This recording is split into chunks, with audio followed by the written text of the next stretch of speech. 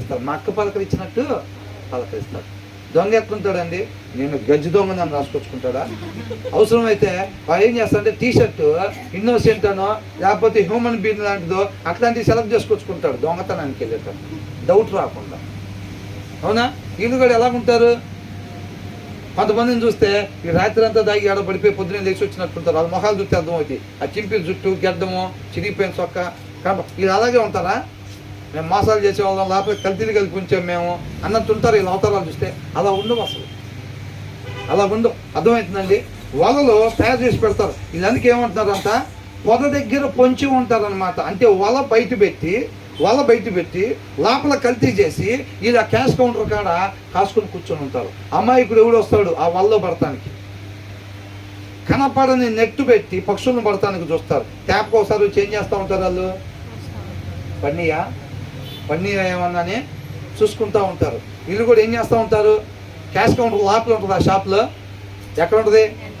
Main entrance దగ్గర నల్లది పెట్టుకొని ఆ బయట వచ్చేవాడు ఇలా కనపడతారు. లోపల కూర్చుని ఆయన వాళ్ళకి కనపడ్డు. ఆడ కూర్చొని అక్కడ వల పెట్టాం, ఇక్కడ కల్తీ చేసి పెట్టాం, ఏంటి ఎవడెవడు వచ్చి ఆ వల్ల పడుతున్నారని చెప్పి చూస్తూ ఉంటారు అన్నమాట. అర్థమవుతుందండి? దే షూట్ ఫ్రమ్ అంబుష్ అంటే పొద చాటున పొంచి ఉండి సమయం చూసి అటాక్ చేస్తారనమాట. అర్థమవుతుంది? వాళ్ళు లోపలికి రాగానే ఆలోచించుకునేంత సమయం వీరు. అందుకని ఆలోచించుకునే సమయం ఇవ్వకుండా అడవుడు చేసి ఏం చేస్తారంటే, ఒక ఏడు ఇవ్వండి, క్యాష్ కార్డా సార్ అంటారు ఎమ్మటే.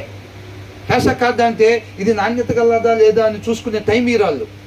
పొద చాటున పొంచి ఉండి నిదానంగా ఇట్లా పక్కకు వచ్చి జింకను పట్టుకునిద్దా ఎట్లా చేసిద్ది?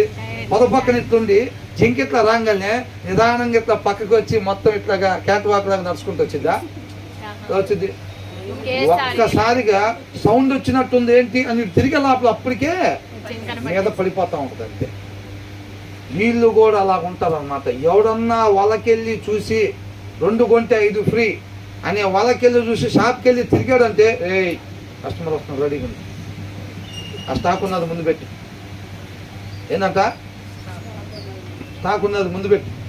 గులాబ్ జాములు అమ్ముతారు, అయిపోయిన స్టాక్ అయిపోయి పైన పెట్టి ఉంచుతారు. ఇంకొక రోజు అయిపోతాయి అనేది దాని కింద, 2 రోజుల్లో అయిపోతాయి అనేది దాని కింద, 3 రోజులు అయిపోతాయి అనేది దాని కింద. మనం ఏం చేస్తాం? ఆ గులాబ్ జామ్ ఇంకేం కావాలి మేడం అంటే ఆ గులాబ్ జామ్ 2 ఇవ్వండి అనగానే వాడు వెంట తీసి ఆ పైన ఉన్నది తీసి 2 వేసేస్తాడు. అవి వాళ్ళ మధ్యాహ్నానికి ఎక్స్పైర్ అయిపోతాయి. ఇంకేం కావాలి మేడం అని అంటాడు. అన్నీ అంతే ఉంటాయి. నువ్వు ఆ పాల ప్యాకెట్ దగ్గరికి వెళ్ళినా, పెరుగు ప్యాకెట్ దగ్గరికి వెళ్ళినా